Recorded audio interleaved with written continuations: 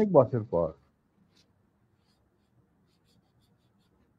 দেশবাসীকে আমার তরফ থেকে, বিশেষ করে নতুন প্রজন্মের ছাত্র জনতা যারা ফ্যাসিবাদ বিরোধী আন্দোলনে আংশিক বিজয় অর্জন করেছেন, তাদেরকে আমি অভিনন্দন জানাই, সাথে লাল সালাম জানাচ্ছি। তবে বিপ্লব একটা সমাজে, যে কোনো রাষ্ট্রে একটি চলমান প্রক্রিয়া।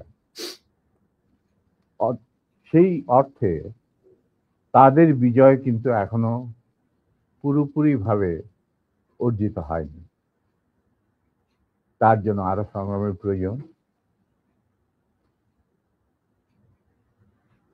পুরোপুরিভাবে অর্জন করার পর তাদের এমন একটা অবস্থানে থাকতে হবে যেখান থেকে তারা নীতি নির্ধারণ করতে পারবে।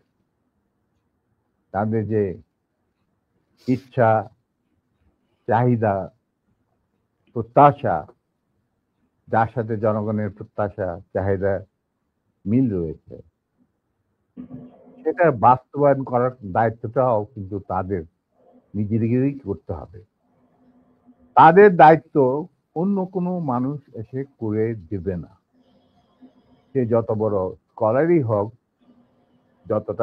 যতগুলি মেডেলের অধিকারী হোক, আমার দীর্ঘ জীবনের অভিজ্ঞতা বলে যে বিপ্লবী যে লক্ষ্য থাকে, সেই লক্ষ্য একমাত্র বিপ্লবীরাই সাধন করতে পারে, অর্জন করতে পারে।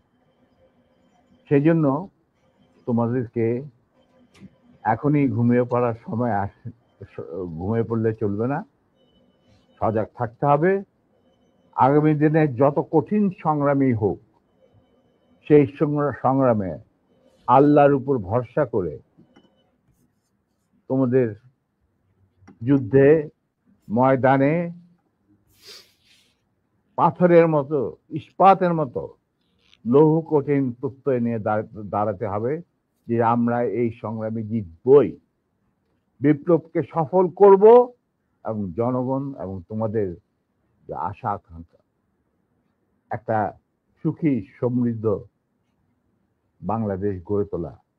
এই ভারতীয় সম্প্রসারণবাদী হিন্দুত্ববাদী ভারত, যার কবজায় আমরা প্রায় চলে গিয়েছি, সেই অবস্থান থেকে সেই ৭১ মতো আরেকটি স্বাধীনতা আমাদের অর্জন করতে হবে। তা না হলে তোমাদের বিপ্লব ব্যর্থতাই পর্যবেসিত।